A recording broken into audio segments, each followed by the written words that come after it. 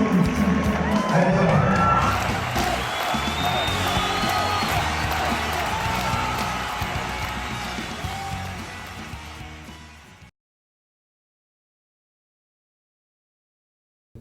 welcome to the program.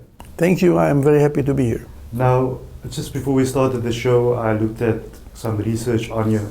You seem to have a very extensive profile around the world for what you do as an activist, a humanitarian, which is something that I picked up just before the interview.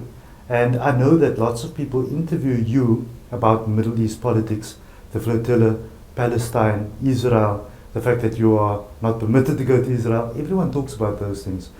But I want to start off talking about you as a person, because I believe that you as a person serve as an inspiration to many other people that want to fight against atrocities around the world. So let's start with Dror himself. No problems. Who is he? What's he about as a person? It's always difficult to speak about yourself because you have a certain picture of yourself, but what you see in yourself, it's not sure that other people see. I'm born in Israel. I'm of Jewish origin. My parents came to Palestine in 1938, just before the Second World War. They were refugees from Europe that was persecuting the Jews. Many of my family members, over 100, have been killed, murdered by the German, by the Nazis. My parents were 17 and 15 when they came to Palestine. They were kind of refugees. So my background is a background of people who have been persecuted, people who have been under atrocities, people who could not feel free. So I, in a way, through my childhood, heard the stories and have grown up consciousness that this should not happen to anybody. So effectively what's happened was that I call these defining moments. There are things that happen in people's lives, and the things that they see and learn and hear about when they're younger become defining moments for who they will be later on in life. So you clearly grew up in a life of activism and a life that was conscientized to the things happening around you. And is that what actually led you to do what you do today? I think so. I think because both my parents have, as long as I remember, they have been fighting for justice and for equality between people, regardless their color of skin or gender or religious affiliation. So this, of course, have made me what I am.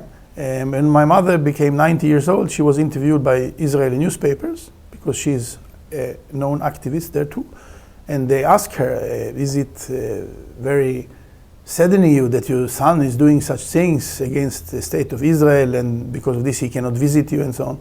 Then she answered, how do you think he became what he became? I make him like he is, and I'm proud of it. So of course I got this from home. It's a very interesting dynamic because I interview a lot of people that have inspiration, and they find inspiration in their parents. And sometimes the father is a doctor, and therefore the son is a doctor. And the father was a singer, therefore the son is a singer. But for the parents to be activists and the children to be activists is an interesting one for me, and a new one. But I suppose that has led you to play the role in the world that you do today. And therefore I think lots of credit goes to your parents at the same time. Now, just before the show we spoke about the very sad component which I want to go into now, and that's the fact that you are not able to permit Israel, which is the land that you were born in. It's a very interesting story from that point of view. The fact that your mother's 92 and you're not able to visit her, and there's a chance that you might not see her again because of her age. How do you feel about that? Hey, it feels very bad, of course. It's make me sad because it's not only to see her, it's also to see the country I'm born, to see the house I've grown up in, to meet my friends and to meet her. But I would say like this, this is a high price to pay. But many other people pay much higher price. They suffer much greater suffer. And for me, this is like something you have to pay. You know, it's what kind of person I would be if I would choose to look away from the atrocities, to look away from injustice that is happening in Israel and Palestine for having a little bit better feeling myself. I think that it was it is kind of my duty. I cannot do something else. For me, it is not a choice. It is something, it's a part of me as a human being to do that. So, yeah. So that's part of your mother's legacy at the same time. The fact that you're out there not able to see her because of the situation. But maybe I'm feeling that she wouldn't have it any other way because she's seeing you do something as a son that she wanted you to do. Yeah, I don't think I could have done another way because this is, I think activism is a part of me as a person. It is not something I can, today I will be activist and tomorrow no, tomorrow I will put it aside. No, it is all the part of my life. It's a part of my music. It's a part of my art. This is a whole package. It is not, you cannot just take one part away and then you took another part and put it into. I don't believe so. We are very much constructed as a whole human beings with all the good and the bad things. They are mixed together in a personality. This is what is called personality. Now, we have activism all around the world and we have issues happening all over the world. There's things happening, social injustices, there are injustices against animals, against children, against women. There's rape, there's many, many things happening as we're talking, and there's always this dynamic between good and evil activists and those perpetrators. But the Middle East itself and the Palestinian-Israeli matter sort of tops the list as one of the high-profile matters, and you at the center of all of that regarding the Flotilla and the activism against Israel and the state of Israel and what they're doing to the Palestinian people. That's a heavy position to be occupying at the moment. How do you carry that on your shoulders? Because many people at night would go not being able to sleep at night, knowing the things that you do. I sleep very well at night. But I would say that I would like to correct you. You said I do it against Israel. I don't. I do it for Israel. I do it for the Israeli people. I'm making against the Israeli regime. I make it against the Israeli ideology of occupation. Yes. I make it against all ideologies which are based on putting people apart, trying to decide if you are good or bad according to your color of skin or religious and so on and so forth. So I feel that my work, together with many, many other people, to change the situation in the Middle East in the right direction is also for the Israeli people, for the Jewish people who live there, and of course for the Palestinian too, because they are bound together. They live in the same country. It's the same like in South Africa. You have the whites, you have the so-called colors, quote unquote, and you have the black people. You are in the same country. You cannot change this. You have to learn to. How I heard somebody say something that I adopted. He says, you have to learn to live face to face and not back to back. And this is exactly what I mean. We have to face our differences. We have to face our different background. We have to face the fact that some of us were doing bad things to the others, but we have to find the path of reconciliation, and the path of the future will lead us to a better situation, that we accept each other, and then we can discuss, quarrel, have parties, and have elections, and disagree and quarrel, but we don't have to kill each other. I like this idea what you're talking about, because it's a very interesting dynamic that you're bringing up. Normally we see the situation where there are two different parties busy fighting. But if you think about this properly, there are generally 2 or 3 people fighting, and the masses in this camp and that camp are the ones that suffer. And I think your approach is correct, saying that the people down there, I don't think they really want to fight. They have the same interests. They want the children to go to school. They want the children to have a good upbringing, good profession, and they want to live in peace and prosperity.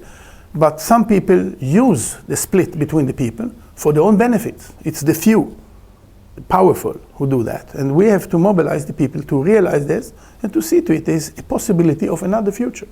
I know that you travel the world doing what you do, but South Africa in itself is an interesting visit because of the history in South Africa of oppression and your understanding of oppression and your activism against oppression. What brings you to South Africa specifically? Specifically, I'm here to agitate for the Flotilla. I am here for the Freedom Flotilla. I was invited, and my visit is facilitated by the Palestinian Solidarity Alliance, and I am very thankful that they gave me the possibility to meet so many interesting people, to be in this interesting country. I am here to tell the people that we have, as citizens, as civil society, we have a responsibility to do what the politicians neglect to do. The politicians in South Africa, everywhere in the world, they speak about human rights, international law, we are all equal, very beautiful words, fantastic, beautiful. The Bill of Human Rights, all this, it's incredible, nice. But when it comes to implementation of this, they don't do it. They choose and choose again and again to turn away, to look away. The same way they did during the Second World War, when my people were being gassed to death, millions of them. What did the world do? They look away. Correct. They do it the same now. When 350,000 people die, be murdered in Syria, they look away. When the Rohingyas are being murdered and nearly exterminated, they look away. When the thousands of refugees going over the Mediterranean to try to come to Europe, they look away. When the Palestinians in Gaza are being encaged in an outdoor prison, 1.7 million, it's the 9th year, the world chooses to look away. Then it's our duty as a civil society to say, no, if you look away, we will take upon ourselves the job you have said you will do, and we will go there and we'll reinstall international law in East Mediterranean. People say break the siege of Gaza.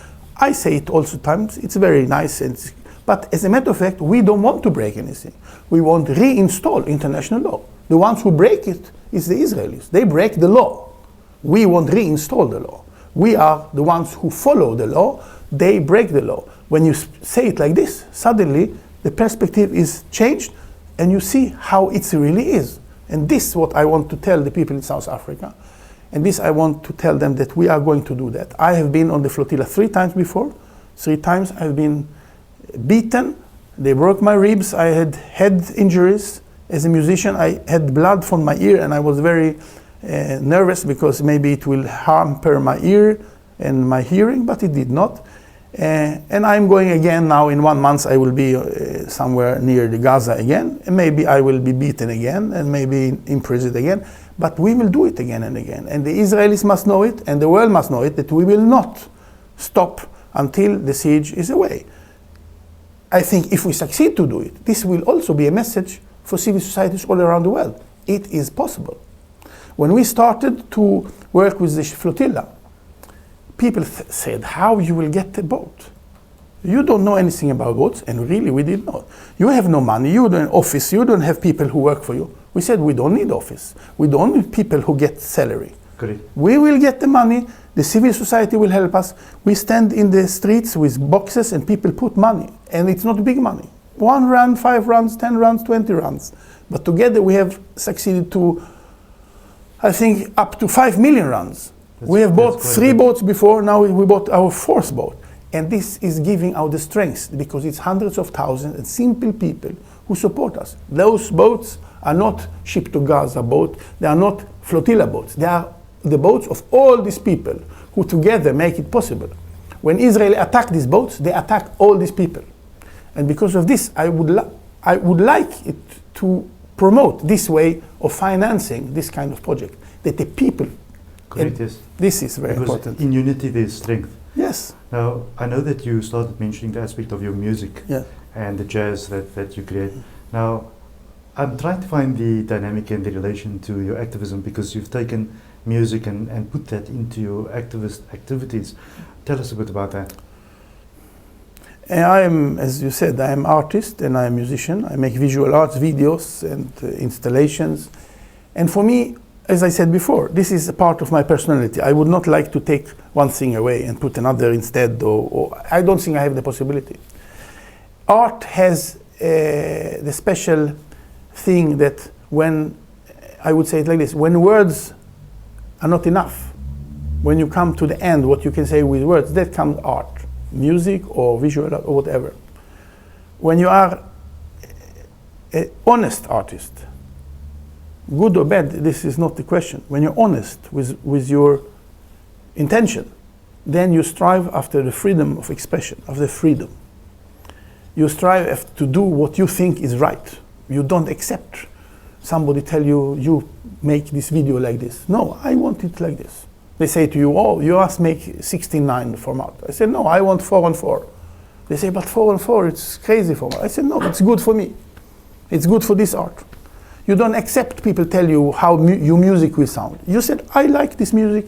For me, this expression for me. So this is very important. And this is a part of my striving in activism too, to work for freedom, to work for sincerity in what we do. So it is together. And then I found out also that, you know, if you go to demonstration every time the same way, you shout some Free Palestine or you shout BDS, and, you know, in the long run, it's becoming very gray and very predictable, and it's have no possibility to be inspiring for people to find new ways and so on. But if you suddenly, like I have done, for example, in Sweden, I take my saxophone and I play a very famous children's song that everyone knows. Everyone grows on this song. Suddenly, people start to sing with you. The demonstration get totally another format. The police don't know what to do. They have also heard this melody when they were small. You know, suddenly there's another dynamics in the demonstrations. Or you can come to demonstration and hold, like we have done, big mirrors. And on the mirrors we paint bars. So when the police come, or the military, they see themselves behind bars. Yes. And then it's make them think, what's going on? They don't know what to do. Yes. Then you get also the journalists, because journalists and the media, they like when something different happens. Yes. So instead of being violent, because this also attend the media like, so suddenly you have a creative, artistic way to express what you want, and by this you get the media.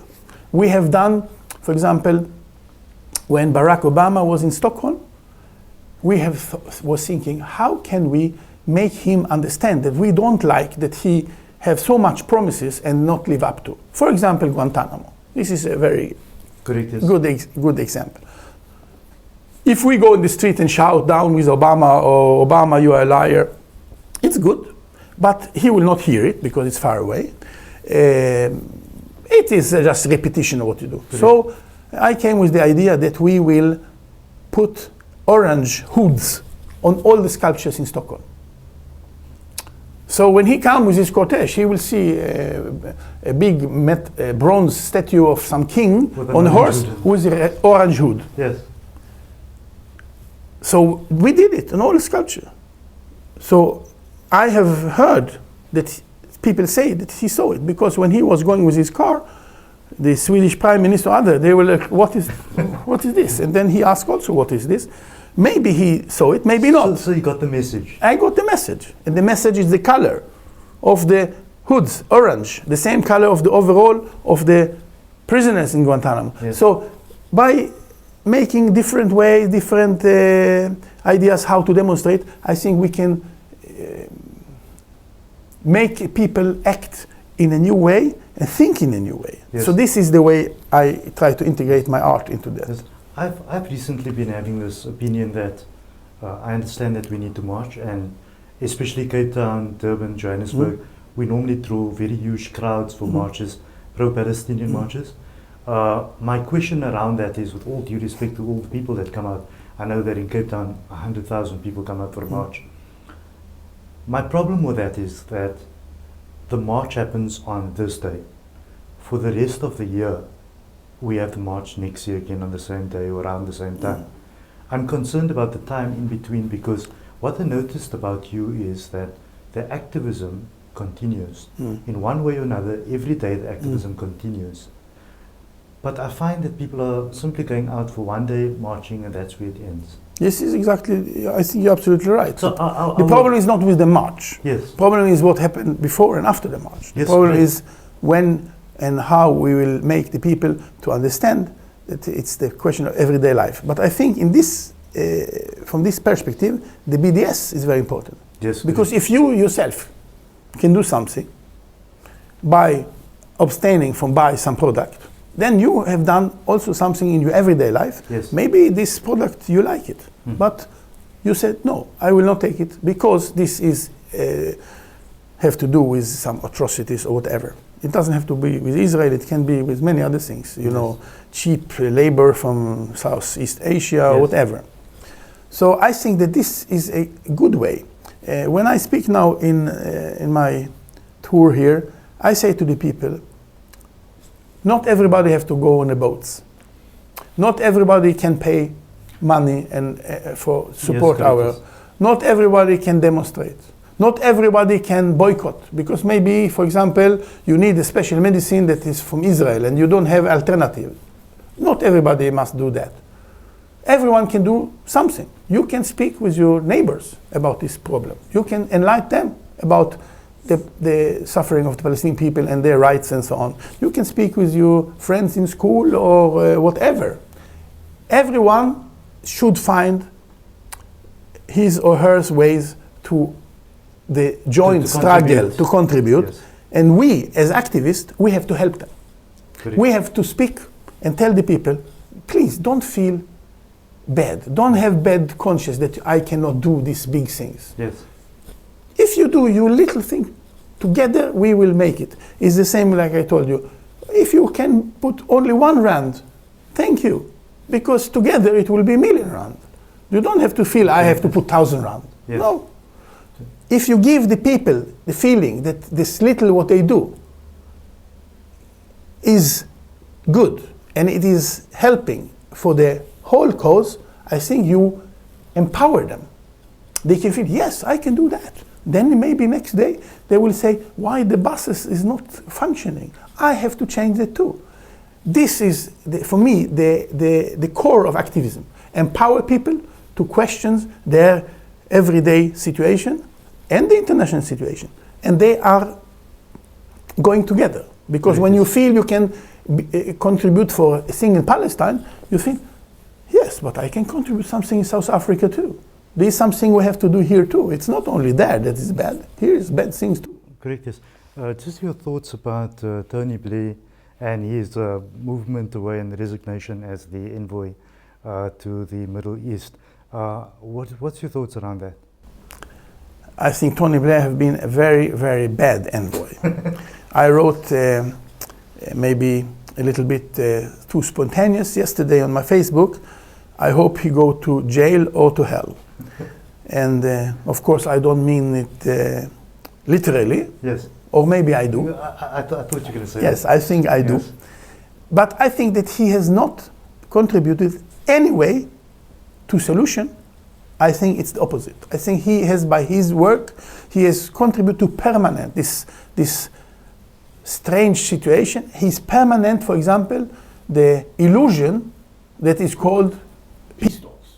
Who talk about peace? What is peace process? There's not been peace process for many years. It is a charade. So it's about talking and saying, I'm here for peace, and we're doing that, and it's peace talks going on here. But the minute we're out of there, we do everything else that is not peaceful. It's diverting people from what thinking about what really happens on the ground. Yes. And I think he has done it.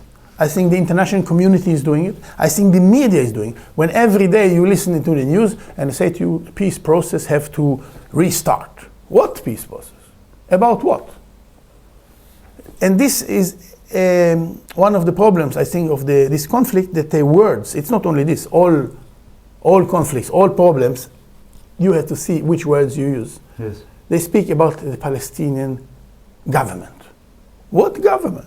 They hardly can control the garbage in Palestine. Yes. There is no government. Yes. I know that ordinary people who don't know so much about Israel-Palestine, they say, but what is the problem? The Palestinians, they have a government, they have a president, they have a parliament. You know, why can't they just speak and solve it? It's because it's a charade, because this president is not a president. He has to ask Israel if he is allowed to go in and out his own so-called Bantu state. Yes. The parliament has, half of it is sitting in Israeli prison. Yeah. The government is collaborators with the Israeli government in one way or another. So the choosing of the words in the news about the Palestinian president, the Palestinian government, is diverting people from knowing the truth. Correct, 100%. So this is what I mean. We have to be careful, and we have to explain to the people, there is no peace process. There is no Palestinian government in the sense we understand government. So please, let us say, I usually say like this. We have big, large numbers of civil society organizations working for Palestine. It's many. Some of them BDS and Flotillas and solidarity organizations. You know, in South Africa you have many. We have to find points of unity that we can work together, because we need to widen. I know the Muslim community support the Palestinian cause, but we need the Christian community. They are the big majority. We have to go out.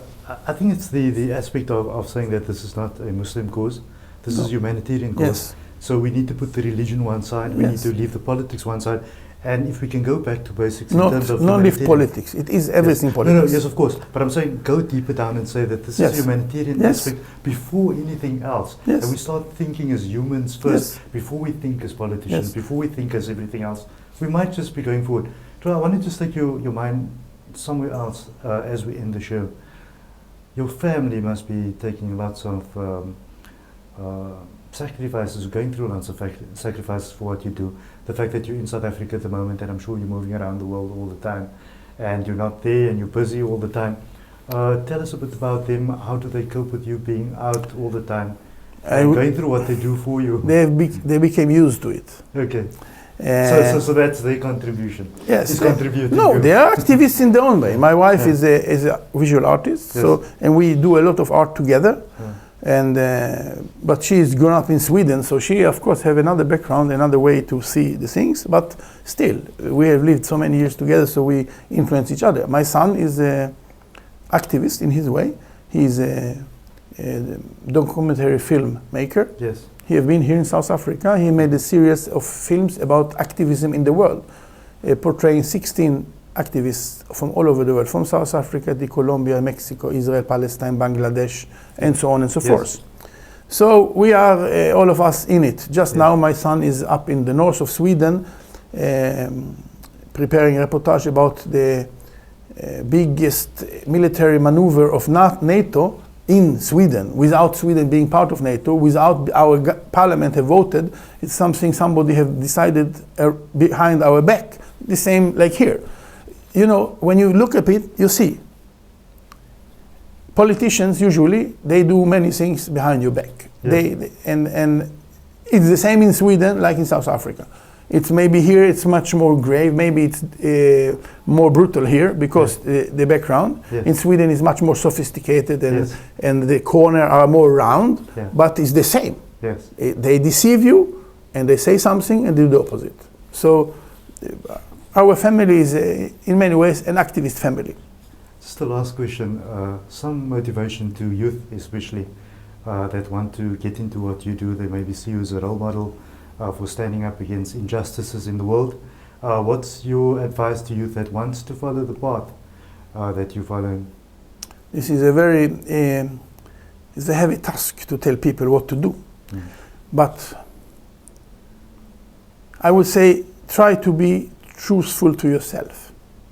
Try to see through the things. You know, we live in a society that the media and the television and the radio and the music and everything is extremely controlled.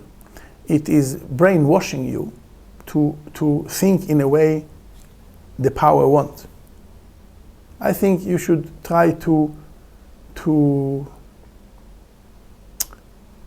cherish the word no. Cherish the word no. I would say if you take away all the words, if I have to choose one word to be left, I would choose the word no. Because when you say no, you have to ask yourself, and then what? If you say the word no, you ask yourself, why did I say it? And this is starting to thinking in a new way. You know, yes man. What is a yes man? He go follow the power, he's doing everything. And the no man is questioning the power, is questioning the way things are. As a musician, artist, I would like people to ask themselves, why music have to sound the same? Why the music in the elevator or in the radio or in the TV shows must sound the same? Why can't music be sometimes like the Niagara Falls, and sometimes like the birds in the forest, and sometimes like the noise in the factory. Why it have to be the same? Yes, because somebody want to sell it to you, and they want to make it very simple. One size fits all. Yes. And why it have to be like this? I say no. I want to have it different. I think this should be applicable to politics and to everyday life, and to how you want your family to look like, with whom you want to marry or not marry. This is the core of things. This is what I would like to people. And then I will end by saying, then you sleep much better at night. So, you know, one thing is very interesting. You remind me a bit about myself. When everyone is swimming upstream, we're swimming down. Yes. And we always have these questions, why must you do things differently? But you just epitomize that entire vision of mine and my thoughts. And therefore, I really enjoyed this interview. I just hope that you're not going to tell me no the next time you come to South Africa for another interview. I will not, hope you're going to say yes. but I will always try to make the river flow upstreams. It's nice having you, Joe. Thank you very much. When you do come next time again, please do be a guest on my show. I hope to come back after I've reached Gaza or after I've been in Israeli prison. And we wish you well. Thank you. Thank you. Dror Fieler, finally on my show, discussing very pertinent issues around the Middle East. But as you noticed, I seemingly went into who he is as a person, and that's what I was more interested in. Please do follow him on social media and on his website and those kind of things. We can have that on the screen for you. Until next time, goodbye.